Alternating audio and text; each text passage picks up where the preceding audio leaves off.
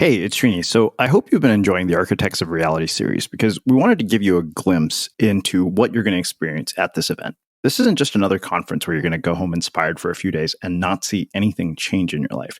You're going to leave with superpowers that allow you to bend reality. And because we're committed to making this affordable and accessible to all of our listeners, we've even set up a payment plan. And I encourage you to get your tickets ASAP because the prices will go up the closer we get to the conference. And given that it's been 6 years since we did the last one, it's entirely possible that there won't be another one after this. Go to unmistakablecreative.com/reality and get your tickets today. Again, that's unmistakablecreative.com/reality. Now, onto the show. I think we have to change our relationship with failure in general. I think a lot of the beliefs around failure is that failure is bad. And I don't want to sound too cliche, but failure is... I just think people have a backwards way of thinking about failure. I mean, failure is just learning, and it's just, So I don't know if that answers your question or not. Sure, it's hard because it comes so natural to me that failure is just a big part of my life, and I plan to fail a lot more.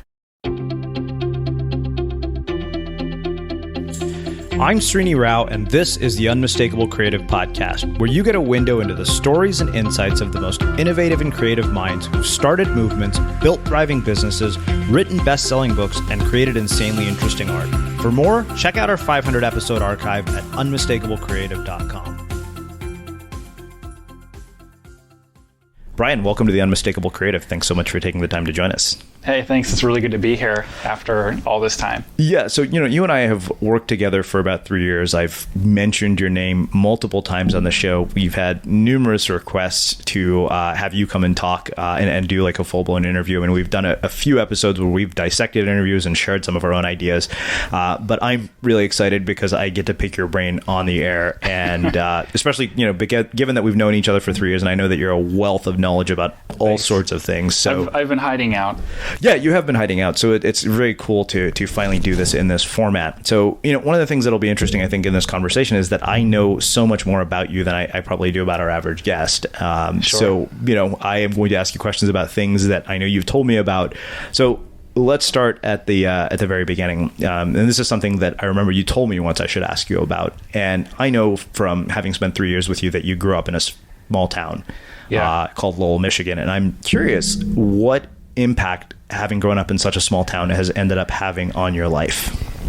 Well, growing up in the Midwest in general, I find that there's different values that people in the Midwest have, especially how they relate to other people. I don't know. I have this, partially, I'll talk about it from a business perspective first, and if we need to talk about any other perspectives, we can. But one of the things, the positives that I learned is that your reputation is everything. And growing up in a small town, and especially having parents who are small town business owners, you learn that you really need to do the right thing all the time. Because if your neighbors don't like you or you do wrong by a neighbor, your entire business could be up in smoke. And plus there's a very strong cultural value that regardless if money's on the table, you need to do the right thing. And having a small community, there's the egotistical reputation, but there's the fact you have to live with these people for maybe the rest of your life. So that's impacted me. Most of my business relationships are pretty good, and I really freak out when I feel like they're getting wronged. And some of it has to do with my small town upbringing and the values that come with that. But one of the problems that's came up for me is I tend to believe what people say, because in the small town community, you can make deals on a handshake, and people were kind of held accountable by the environment of just being in that bubble. And I've learned even since moving to California that not everybody means what they say. And sometimes, actually a lot in business, people tend to make promises in best case scenarios. And I've had to figure that out, that a lot of times the promises that people are making or talking about possibilities, they're hypothetical best case scenarios, and the odds of a best case scenario happening is like getting all green lights from here to New York. Sure. Yeah, definitely something that's going to happen. One of the things that's really interesting is that you have this sort of small town, perspective on navigating the world of business, but you've also went and worked in big corporations like Sony, PlayStation. So I'm curious how you took that small town dynamic and overlaid it into a place like PlayStation, because that's a very different environment than Lowell, Michigan. So like, what how do you take what you've learned from Lowell and translate it, and in what ways did you have to adapt? Okay.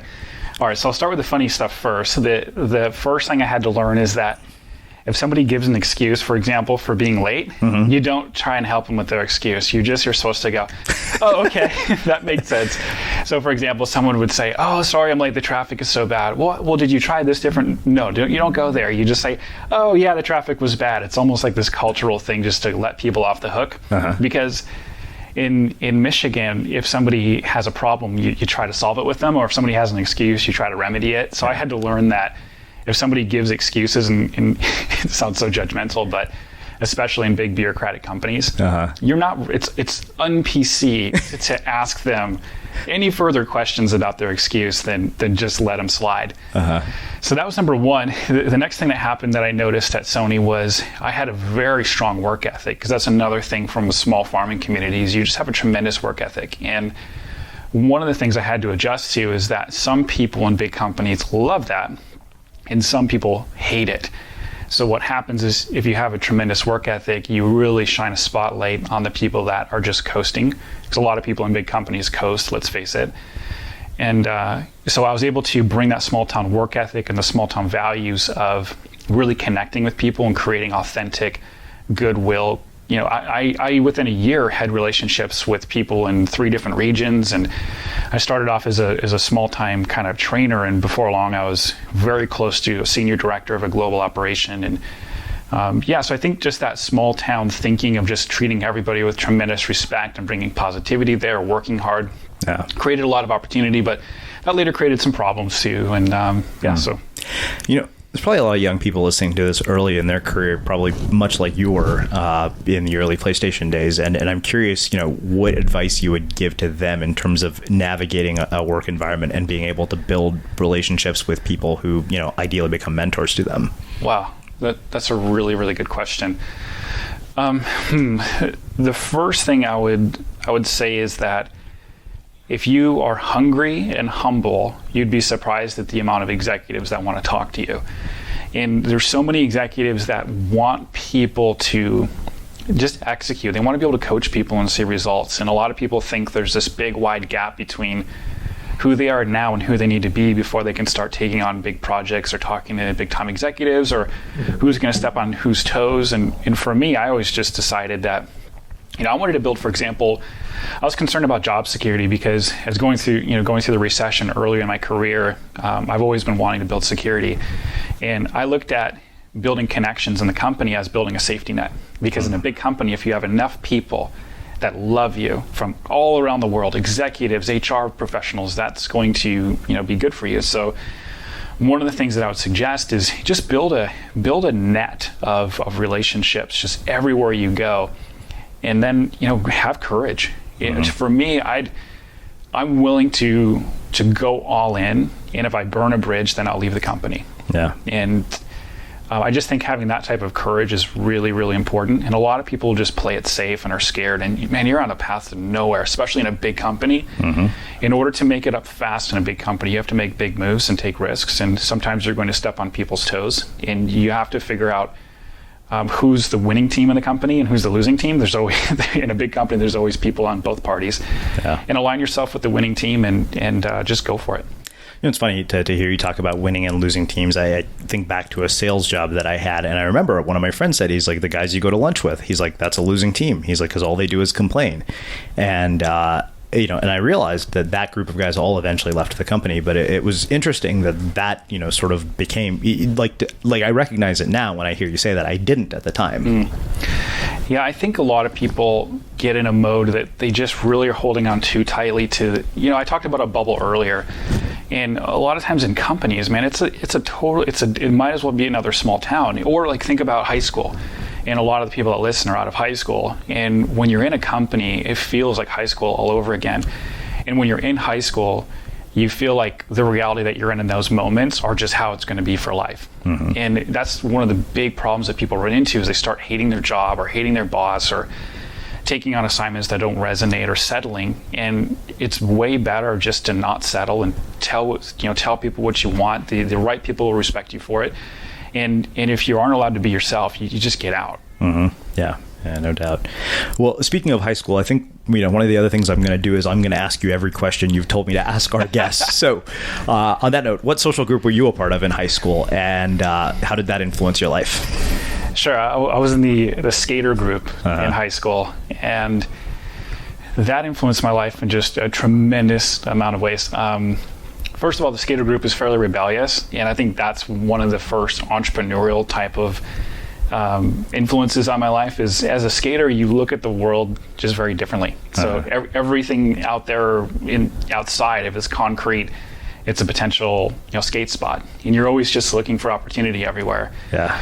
The next thing is just I learned how to be just a little bit rebellious and be comfortable with being quote unquote rejected. Even though skateboarding has become a lot more cool, it was still one of those things where you're choosing to be somewhat of an outsider and kind of enjoy it. So that was one of the things that we had going for us. Just general willingness and excitement around breaking the rules was something that influenced me pretty tremendously. Yeah. And then skateboarding in general, I think really led to just my later kind of ability to fail. Because if anyone's watched skateboarders for more than 5 minutes, you'll realize that 80% of the things you try, you fail. And you fall all the time. So that was one of the things that I really got a thrill from, failing a lot and then getting something right and winning and having a big high from that. Yeah. I'm really glad you brought up failure, because I think building a tolerance for failure, a capacity to fail and to get back up again is something that's hugely important. I think I've gotten it from surfing. Probably you have as well. And I'm curious, for people who are at that bone-breaking age as I am and who can't get on a skateboard, I mean, how do people build their tolerance for failure? Like, what have you found have been effective methods, that aren't necessarily, things that could do physical harm to your body? Building a tolerance for failure. I think just learning new skills, like being willing to take something on, I think following your curiosity is one of those things. Something I'll touch on briefly, because you asked about high school, it might be fairly telling, is I started off in middle school. I was kind of hanging out with the cool preppy kids, and I noticed that the cool preppy kids were making fun of the not cool kids, and there was this one kid in particular that everyone would make fun of, and I was the only one in the school that wouldn't. And he would come sit by me, and all my super cool, air quoting right now, preppy friends would leave, and it would be just me and this kid. And I just thought it was so hypocritical that, at that point, the preppy or kind of jock kids, they were looked upon as like, oh, these kids are so good, and you're part of the cool, popular group. Yeah. I was like, man, I don't want anything to do with this. So I ended up going with the skateboarders, who turned out they weren't any nicer to this kid, but at least they were not being fake. Yeah. I don't know. So I just wanted to share that as well. Yeah. As far as failure, being comfortable with it, I don't know. I mean, I think we have to change our relationship with failure in general. I think a lot of the beliefs around failure is that failure is bad, and I don't want to sound too cliche, but failure is. I just think people have a backwards way of thinking about failure. I mean, failure is just learning, and it's just. Yeah, so I don't know if that answers your question or not. Sure, it's hard because it comes so natural to me that failure is just a big part of my life, and I plan to fail a lot more. But yeah. I want to spend some time talking about learning and education, because the thing that has always struck me about you is that, like you said so yourself, that you were kind of not categorized as book smart in a classroom, but I've spent 3 years with you. You're quite book smart as far as I'm concerned. And, I'm curious about the choices that you've made in terms of how you chose to learn and how you chose to develop yourself. And also knowing that a lot of parents are listening who have children who are in, formal educational institutions. What would you tell them based on your experience? Okay. Well, I hope the school system has changed a little bit since I've been out. I graduated in 2004. But one of the things that happened when I was young is as early as second grade, I had a teacher, share with my mom that, hey, there's something possibly wrong with Brian, and it's something that's not going to go away. And ironically enough, I was also in advanced reading at that point. So there was some really interesting disconnect happening with my learning, where apparently I had a learning disability, which I was later diagnosed with ADD, just like half the population, it seems. Yeah. So what ended up happening, my biggest fear with going through the whole diagnosis process is I didn't want to find out that I was stupid for some reason. Obviously that's just devastating in general. But I just, looking back, it was extremely frustrating because I think the studies that I've done as of late especially, I think I had some overexcitabilities intellectually and imaginatively. And what that ended up causing was I would get bored extremely easily. And a lot of the stuff that I saw in class, I mean, I again don't want to sound super cliche, but I just didn't see how it applied to life. And I would look at the teacher and I would know how they were doing emotionally. And I'd be like, I wonder what's going on in their life, and I'm not paying attention. And just school in general, the current system that I was in just didn't resonate. So I ended up going through the grades as like a C student and just feeling, kind of dumb and pretty disengaged, pretty jaded. I felt bitter about the whole situation, and to the extent that I refused to take my ACTs or SATs because by the time I was in high school, I really got a grasp of the fact that it wasn't that I was stupid, it was that in my arrogance at that time being a skateboarder, I just thought I was smarter than everybody else, and it made me just want to beat the system. Yeah. And my other fear with taking these tests is I didn't want a test that couldn't understand me to be able to label me. So I really became frustrated with education as a labeling device, which it so clearly is. I don't know if it still is today, but it was then. And it just made me rebel against. I didn't want to go to college or any of that stuff. It's interesting that something that every high school student does. Like if I told my parents that I'm not going to take the SATs or ACT, they'd be like, what the hell? Especially given that my dad is a college professor, like that would never go down.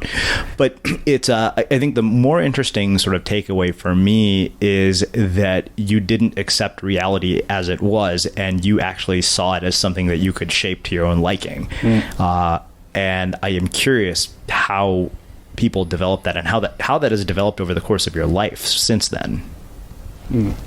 How somebody can develop the ability to shape reality to their own liking. Well, I think I came to the realization that the typical system and way of life as a whole wasn't going to work for me. So I had a choice to either let go of any dreams of having something awesome happen in my life, or I had to find another path.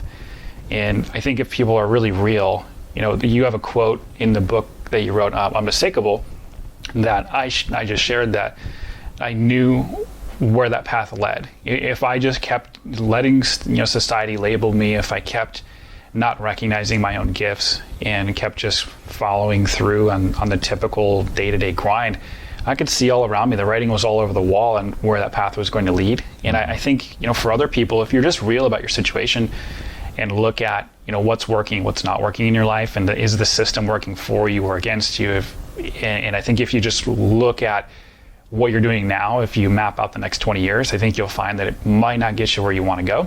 And then you just have to think, okay, so this system isn't working, so what's an alternate path that you can take? And so I want to spend some time talking about the skateboard company, but I want to approach this a little bit differently in terms of how we started. I know that you got to see your parents build a business over the course of your life, from early childhood all the way to actually seeing it be this really successful thing. So I'm curious what you learned from them that you applied to starting a skateboard company, and two, what in the world gave you the audacity as a high school student to think that, I'm going to start a skateboard company? Okay. So question one. Well, I used to tell my parents in middle school that I never wanted to own a business because I saw the amount of intensity and commitment that it took and the amount of crap you had to go through. So you'll have people quit on you, stab you in the back, sometimes lawsuits or whatever, and you're working way harder than the average person. So it's like, why bother? And then I saw the excitement of it and the thrill of it, and then some of the rewards of it as I came into high school. And it was just fun. It was exciting. And I think being a skateboarder, I liked the adrenaline kind of nature of entrepreneurship, just having something different every day and something just that stimulating. So that really impacted me. And as far as the audacity to start my own business in high school, it came down from, I think it stems just from that whole wanting to beat the system attitude. And I thought, I could get a really, crappy job, or I could start my own business and probably make more money, which I did. But probably it came down to I really wanted to be a professional skateboarder. Like, if you ask any high schooler that is skating or surfing or snowboarding, they'd be lying to you if they didn't say they didn't want to be a professional in that sport. Yeah. And when I started realizing that I didn't have the talent to be a professional skateboarder, it was one of those things just like in school where I saw that system wouldn't support my vision. So I had to create an alternate path. And I thought, okay, how can I stay in the skateboarding industry, live that same really cool rock star lifestyle? Well, I could start a business. And so at 17 years old, I tricked the county clerk into giving me a doing business as license, thinking I was 18. And we got our first business license, me and a partner, actually a DBA, not a business license. And we just got started. And I used the work ethic that I saw from my parents in building that business, and within, by the time I was 19 and a half, we had 27 stores, selling our products. I want to touch briefly on money stories, and I want to come back to this later on, but I'm curious, how having that sort of level of financial success when you're in high school, where you have more money than you could possibly use, I'd imagine, at an age where that is not normal. Like, how did that impact your money story, and what impact did that end up having later on? Well, I've never had so much money I couldn't use it. That's never been a problem. But that's a lot of money for a kid in high school. Yeah, let's be honest. I always had $500 in my pocket at minimum, which is a ton of money for a kid in high school. Yeah. And how it impacted me. Well, it made me never want to have a job, because I just saw jobs as extremely limiting and just not fun. Yeah. And I guess what I learned at that age is that, man, you could make more money by having a lot of fun in doing something that you really want to do than just following the normal, rhythm of life and what you're quote unquote supposed to do. So as far as money story, I think deep down, I just knew that, like I used to say back in those days that I never wanted to make an hourly rate, because I think it had to do with not wanting to be labeled again, and not wanting to have anything put a label on me, whether it was a grade in school or a dollar amount per hour. It just seemed I never really connected that until now, but I think that was part of it, is it just made me not want to be labeled again in any way. Yeah. So I don't know about you, but vacuuming is not one of those things that I ever look forward to doing. But as you know, your environment has a huge impact on your creativity. So I still like it to be clean wherever I'm living and working. But now it doesn't have to be something that you deal with. If you're like me and you grew up in the 80s, you probably fantasized about the day when cleaning your house would be like it was for the Jetsons, meaning you don't have to lift a finger. Well, the good news is that we're already kind of living in that future. And the easiest way to make sure your floors are clean every day is with the iRobot Roomba Robot Vacuum. It cleans up after itself. The Clean Base automatic dirt disposal takes convenience to a new level, automatically empties its own bin into an allergen lock bag that holds 60 days of debris and traps 99% of pollen, mold, and dust mites, so you can forget about vacuuming for months at a time. Let the Roomba clean for you instead. It learns your home, finds dirt, and empties itself on its own. It's got powerful cleaning performance made effortless. Remember, if it's not from iRobot, it's not a Roomba. To learn more, go to irobot.com/unmistakable. Well, I want to talk about the conversation you had with your mom about going to college, okay. Which I think is a fascinating conversation, because I think the way that you approached it is really interesting, and what you chose to do instead is really interesting, and I want to talk about it and kind of tell us about it. Sure. So I didn't want to go to college, as you know, as I shared, because I just thought college was a big scam, and in most ways I still think it is, and I just recognized that. I was in high school, and again, I saw the system wasn't working for me, so why go belabor the system in my life? And I told my mom, I said, I'm a successful entrepreneur. I think she would disagree at that point. Running a much larger business and seeing, the fact that we didn't have a tremendous amount of runway and all this stuff. Yeah. But she said, and my mom had supported, most everything I'd ever wanted to do. So even as a kid, I'd tell my mom, I want to be a fighter pilot, firefighter, or this or that. She's always like, awesome, you should do it. I want to start my skateboard company. Awesome, you should do it. So I kind of expected that when I said, hey, I don't want to go to college. College is a scam. And my mom said, if you don't go to college, you're cut off. You have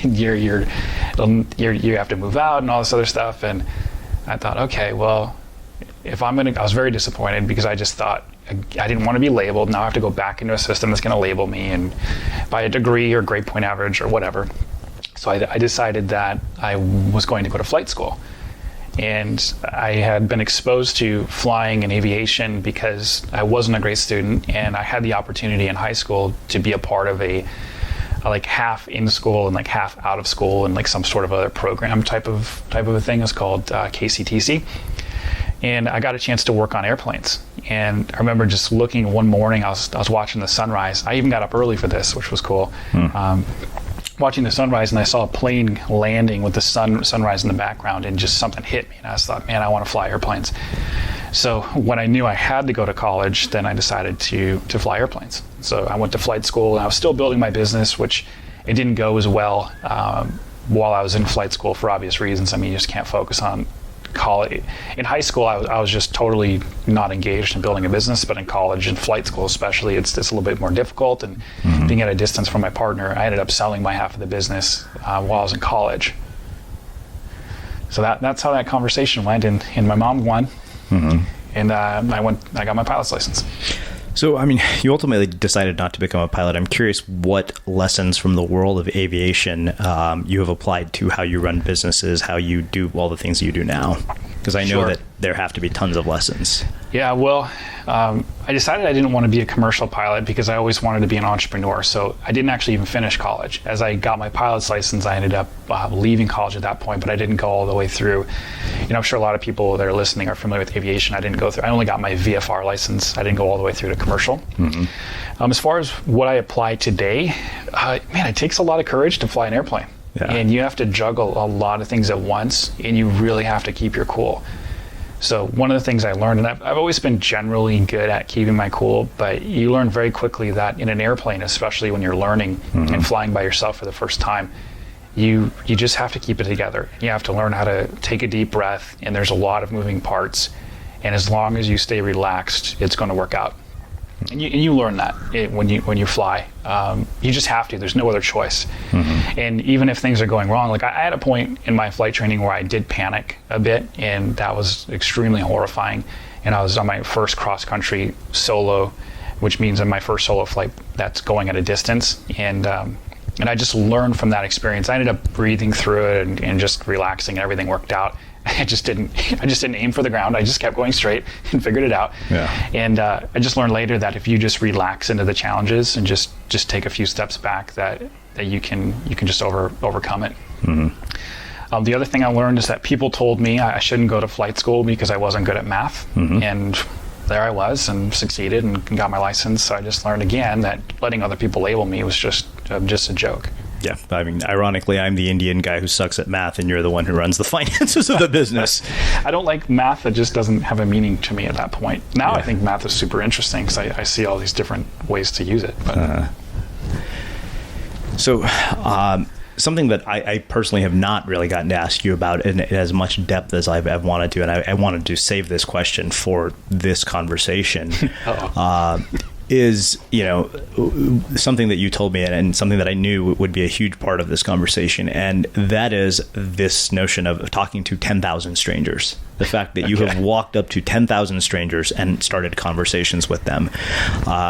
There's not very many people who I think have had that experience. And so I want to talk about, one, why in the hell did you do that? Because people are like, okay, that sounds sociopathic if they didn't understand the context. Sure. What did it teach you about human behavior and social dynamics and relationships? And how do you apply the lessons from that today? Which are like 4 questions in one, but you should be used to that by now. Okay, so I'll start with why it was only partially crazy. And that's when I was in flight school, I sold my skateboarding business and I joined a network marketing company, which that's just all sorts of things we could talk about with that. And I was with a company called Amway.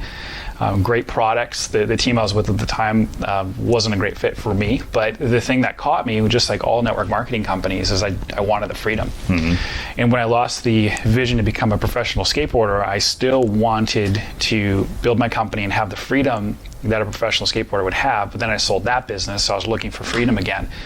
And in network marketing, I found a group of people, like normal, well-adjusted adults that had the audacity to dream and talk about freedom and really want financial independence. So I found a place of belonging and decided to join Amway and really go all in on that. So part of joining Amway is you're not really allowed to advertise using any traditional means. So you have to go talk to people, friends and family and that type of thing. Well, anyone that's ever tried this stuff before, well, they know that you run out of friends and family pretty quickly to talk to, and you have a few battle scars by the end of that.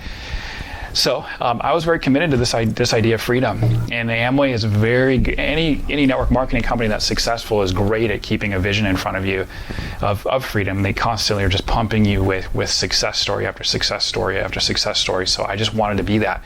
And one of the things that they would celebrate in the success story is the struggle victory, and they'd like to paint themselves as the underdog that eventually became successful, which really encourages people in network marketing to bang their head against the wall because you want to be that struggle victory story. Well, I've learned later that the more you crush struggle out of your life, the more you can become successful. But at the time, I thought struggle was great, which was very different than my skateboarding business. So as far as talking to 10,000 strangers, so after I ran out of friends and family to talk to, I started having to talk to random people. So I would go out, and every day after work, I was working in tech support at that point. So I left flight school and joined a company called EDS, which was later bought by Hewlett Packard, doing really crappy tech support work. And then in the evenings, I would spend my time, building Amway. And I would just go out every day. And my goal for good portions of it was I wanted to get at least 2 people's names and numbers a day.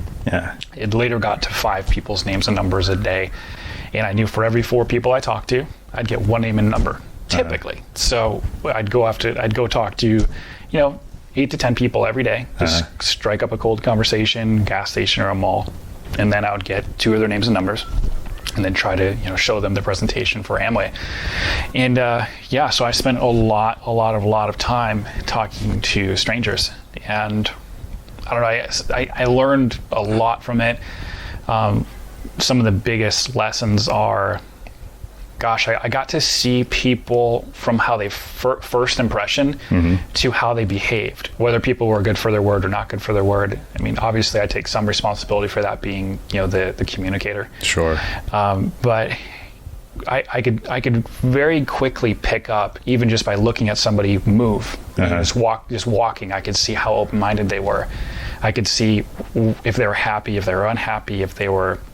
Often I could predict what people did for a living. So there was, I remember just one exchange stands out to me where I walked up to a guy and I forgot my opening line. I said, "Hey, are you from around here or something?" And the way he answered, I said, "Oh, you're a Cooley Law student, right?" And he said, "Yeah." I said, "How'd you know that?" I was like, "I just knew. I could tell." and I just got to the point that I could read people within seconds of seeing them, and I just got really good at that. And the being able to read people now pays off in a lot of ways. It can also be fairly distracting because you just tend to, I guess, see the world through almost, it's almost an you have more data than you want. Right. But yeah, I learned mostly I learned about myself, because it takes quite a bit to just go up to random strangers all the time. And get people's names and numbers. Yeah. I mean, this was so interesting to me because I remember the handful of times, I've been at a bar with you being single. You're like, I could probably tell you which girl in this bar will actually give you her phone number. I'm like, that's useful. I'm like, I don't give a shit about Amway. I want to know about that. What I'm curious about, tell me about some of the more uncomfortable conversations that you had to have, the ones where people didn't want to be talking to you. And how do you navigate situations like that? What did you learn from those? Well, there were times where I wanted to hit people because, at the time I really felt like my intentions were pure, and which gave me the ability to do that. If I felt like it was unethical, then I probably wouldn't have been able to go out with the intensity and consistency that I did. So part of it was I learned to like the rejection to a degree. I learned to like the adversity. But another thing is it started teaching me about numbers, where I knew that if I could get enough people to tell me no. So one of the ways I got through it mentally, and this might work for salespeople or any business owner out there, who knows, is I would look at the numbers and I'd say, okay, I just need 5 5 people to tell me no today. Yeah. And sometimes by the time you got 5 people to tell you no, 7 people would have told you yes. So you're just trying to get somebody to tell you no at that point. And it ends up being fun. The other thing I learned is that you have to play offense. If I went out there, I used to think about the shield versus the sword, and the shield is where you're like ducking for cover, and you have to be aggressive and play offense if you're going to maintain anything like that, and really build a strong sense of your own identity. So when you get 5 people, I guess there's a lot of people out there probably haven't had 5 people tell them no in a week or maybe their life, but 5 a day. So I just had to develop my own.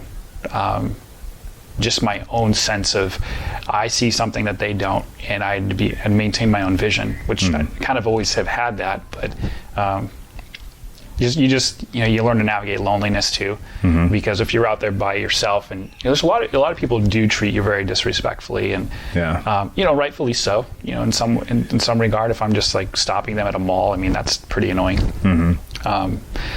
But I just had to learn how to develop that mental toughness, and probably some of the mental toughness from skateboarding came into play there. Does that answer your question? Yeah, I mean, I think the thing that's interesting to me is you brought up like this numbers idea, and I was thinking about that in the context of my own writing process, right? 1,000 words a day. I'm like, okay, if I write 1,000 words a day, at least 2 sentences is bound to be semi, coherent and usable. It seems to me like a very similar process that could be applied to just about any other area of your life. If you think about it in terms of, okay, I'm just aiming for a number, which is very much process orientation instead of outcome orientation. Yeah, I mean, what you'll end up learning if you want to build any skill or craft or business is that you have to really get into the numbers and less about the daily emotion. Yeah, interesting. So this is another thing. Were there moments in talking to all of these people where you really just you wanted to quit and you wanted to give up, and what did you do in those moments? How did you navigate those moments and manage your own emotions through them? Wow. There were so many days I wanted to give up and quit. Part of it had to do with stubbornness, because I just wanted to prove to everybody that thought it was stupid that it wasn't. But I mean, there was a lot of lonely nights, because I was part of competitions even at that time that I would go head to head with people and say, hey, whoever doesn't get their 2 contacts loses for months at a time. Actually 30 days at a time, but I'd often go back to back. So some nights it was hard enough, and cold Michigan nights, that I wouldn't get my second contact, and I'm going to reveal how crazy I am here, until like 2 or 4 in the morning. Wow. So I'd have to find like places that were open. People are much less receptive at 2 a.m. on a cold winter night than 6 p.m. Yeah. So as far as managing the wanting to quit, I think again it had to do with knowing where the path of quitting led me. And I just thought, if I quit, I don't know what else to do, and I'm certainly not going to sit here in this cubicle job the rest of my life. And one of the downsides to network marketing, and especially that organization, is they tend to, I think the military does this too, from what I've heard, is they program you to think that it's either that or you're nobody. And they'd kind of, even though I'd already built a successful company, they'd reprogram my brain to a degree, and I let me say this, as I allowed them to, because it's not their fault, it's mine. That I just thought, if it's not this, there's nothing else. I wasn't experienced enough to know that there's a million ways to have financial freedom and enjoy your life, or even just make good money. I learned later that financial freedom is kind of a joke. It's like, it's not that it's not possible. That shouldn't be the goal. So part of it was, if it's not this, then what? So that was part of it. And actually, it wasn't until later, and I had this never quit mentality, but it wasn't until later I read a book by Seth Godin that allowed me to be comfortable with quitting, and that was called The Dip. And everyone in Amway at the time would suggest that quitters were losers and all this stuff, and Seth Godin started sharing in this book that oftentimes the most successful business owners in the world quit often. They quit fast, and they move on to stuff that works. And that was one of the first things that led me to go, wow, this business isn't working. there's a lot of reasons for that. But I'd enrolled a lot of people, and then the team that I was a part of just wasn't resonating with the people that I was enrolling. Yeah. And so later it became, I finally figured out quitting was a sign of intelligence, not a sign of being weak, and I left. Wow. So one other question that I can't, leave this conversation without asking you is, what is the role that your relationship with your wife played in your ability to do all of this? Pretty, I was doing it before I met her. Yeah. And she has since encouraged me, quite a bit and been there for me a lot in those dark moments where I did want to quit. And she always believed in my vision and believed in me. So that's been really huge. I think part of it too is her belief in me allowed me to think bigger than, I have to be successful in this one context. And I think that was another thing that allowed me just to move on when I really needed to. Mm-hmm. The other thing was too is I was putting her through a lot. So I would work all day, and then I would go out in the evening and come home at 9 at night, sometimes 2:30 at night. And that's not a heck of a marriage for her. And all the time I was promising her all this financial freedom. Mm-hmm. And after, long enough years of doing that, you start to feel like this is not what either of us were agreeing upon. And I had to just figure she wasn't happy, I wasn't happy. And, part of the decision to leave was hey, we got to find something better for us. Yeah. And we ended up, moving to California and changing our life completely. But yeah. We're going to talk about that as well. One other part that I want to talk about as we wrap up this sort of first segment of our conversation is, I know religion played a big role in your life for quite some time, and I'm curious kind of how that evolved over time. And also, one of the things that you and I were talking about is, part of leaving the situation that you're in is basically loss aversion, right? That occurs. So let's talk about both of those things. Yeah, actually that reminds me of other reasons why I wasn't quitting. Actually, something that we talked about before was loss aversion and sunk cost. Mm-hmm. And when you go out there in cold winter nights and commit as hard as I did, it's hard just to walk away from it because you really want to reap the returns. One of the other things is I made it through a point in my life where I was rebellious skateboarder, and I was ready to have some order. And Amway brought that. I started experiencing mentors in my life for the first time, and these cool events of all sorts of, almost like Tony Robbins type events. And the organization that I was a part of was very religious. And I wasn't into it at first, but I've always had kind of a bent for spirituality. I had a lot of existential questions as a child. So I finally got around some people that I respected, and I joined the religion that they were really, really strong about, and it was Christianity. And one of the things that ended up happening with that business and that team was that they started twisting business and religion together. So it became not just about, hey, you need to enroll these people to build out a team and make money and have financial freedom, but then it started changing and morphing into, hey, you need to enroll these people so that they could be saved from hell, or come to Jesus, or and it sounds really weird now, but that was a big factor. So somehow I started. It was almost cultish, really, to be completely transparent. It was very hard to come out of that.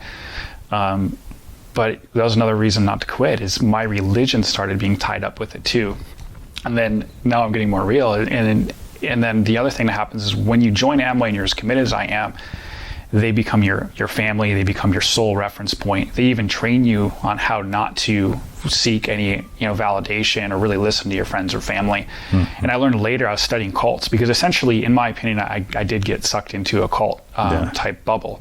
And I was looking at the pattern, and I felt stupid. One of my biggest fears, as you heard earlier, is I just didn't want to ever find out that I was stupid. And I felt stupid. And I was like, how did somebody as smart as me and having as great of, parents and all this stuff, how did I end up in this whole crazy worldview? I can justify it in a lot of different ways, but one of the things that that I learned later was that the same patterns that network marketing companies use, sometimes some religions or even some corporations or startups, is they're very cultish. So if any organization starts telling you to only seek them for validation, to stop listening to other people, right, that's a pretty major red flag. And I'm going to have a big problem with anyone that I hear saying something like that. Sure. So that was a big part of it too, of not wanting to quit. Is when you really get in touch with spirituality, especially a religion like Christianity, where it's such high stakes, where either people are going to be in heaven or they're going to be in hell. I mean, does it get more high stakes than that if we're all of eternity? Yeah, so you get this hero complex too. Yeah. You're trying to save the world and all this stuff. So all that made it extremely hard to leave. And I had to have a lot of really difficult conversations with myself and in order to just unravel all of that and just become real with what actually happened. And it ended up being, I wanted to get in for financial independence, but the more you get sucked in, the more you start changing the reason you got in, and now you're doing it for reasons that you never even signed up for, and no one ever admitted that they were really wanting to get you to be a part of. So yeah, I have a lot of mixed feelings about that point in my life, that season. It was 7 years. No, it was a long window. What was interesting is I was still holding down successful jobs otherwise. Like I was moving up in kind of the IT world, and so. Yeah. One of the things that I know you and I have talked about is that these sort of intense periods of our lives, periods of grief or periods of turmoil, they tend to leave imprints, and imprints that, you have triggers from years later, to the point where these things are still on your mind. And I'm curious, like how, and this is probably a big question, but how did you finally let go of all of that stuff? I mean, because that's a lot to deal with. Yeah, well, I had somebody that helped me. So strangely enough, my wife and I got to a point where we were so frustrated with the leadership because we started seeing how this religious stuff was impacting the people that we were bringing in. So we would bring somebody into the organization, and next thing you know, they're talking about how if you vote Democrat, you're going to hell. Like just crazy stuff. And we're like, okay, this is really messed up, and now we're never going to be successful with these, because I never bought into any of that type of BS. Yeah. So we started being really real with ourselves and going, man, we were looking all the way up through our organization of the team that we're a part of, and we saw no one that was capable of helping us. So we really get to our dreams, our goals. And so we had to start looking around, and there was a guy that I had respected for a long time in that business. His name's Dean Kosegi, and the night before we met him, and we were praying, again, very religious at the time, and we were praying that, if we were supposed to be in the business still, that God would give us a sign and let us know. So the next day, I ended up seeing that this guy was coming into town, and he said, hey, if anyone wants to grab coffee. And to put it in perspective, this guy would speak in front of 30,000 people all over the world, very famous, very hard to reach. And I sent him a message on Facebook and said, hey, my wife and I would love to meet you. And he said, well, you can be my guest tonight. And that was just insane, because I wanted to meet this guy just enough to shake his hand one day. And he came into our life, and we talked about everything that we're going through and all the weird stuff. And he had been around this business enough to know that there was organizations like ours that were just being very, and by the way, Amway is completely against all this stuff. I should say that Amway as a company is against that. They have rules against the type of teachings and things that were happening, but that team was breaking them. Though Amway was turning a blind eye, they were aware of it. Yeah. So he ended up explaining to us how weird all that stuff was and how he had to break out of it himself. And he was extremely successful, multimillionaire in the business. And he just looked at us and he was like, gosh, you guys are, we stayed up with him until like 3 a.m. in his hotel suite in Grand Rapids, Michigan. And he said, if you guys are serious about the dreams that you want, I mean, it's clear. He's like, I'm looking at your wife, Brian, and you need to make a change. And he said, if you're serious, you need to move out to California and just get away from all this. You need to change your environment. You need to start meeting more people. You need to start meeting successful people that are not a part of this thing. And you need to start like detoxing from all this. And so he was, we prayed very hard. And then the next day that happened. And then we ended up leaving the organization, which was very painful because, as I mentioned, that I was with it for 7 years and they become almost like family. And I ended up, when I told one of my mentors at the time that we were going to explore working with this guy, Dean, he texted me and said, "Nice knowing you." And that was it. And, and then he went on to tell my other good friends in the business that we had been deceived by Satan and all this other stuff. So just super weird. Embarrassed even talking about it now, but yeah, so it was fairly traumatic to have happen, and it took time. It took years. Thankfully, I had somebody with me that had gone through something like that. Dean helped me through it, and just had to learn how to let it all go. And when he texted me that, I went into shock and I was like shaking and stuff. Like, it was so weird. Just the emotional bullet that was. Yeah. But yeah, I ended up. It just takes time, man. And I think changing environments is huge. Like, if I was still living in the same house, spending time with the same people, doing the same activities, being in all the same environments, I probably would still be fairly scarred and maybe like far less of a person now. But changing all of my environments was huge. So I was able to rebuild an identity very quickly by moving across the country. All right. Well, we will pick up how to rebuild an identity in the next half of our conversation. Thank you for listening to this episode of the Unmistakable Creative Podcast. While you were listening, were there any moments you found fascinating, inspiring, instructive, maybe even heartwarming?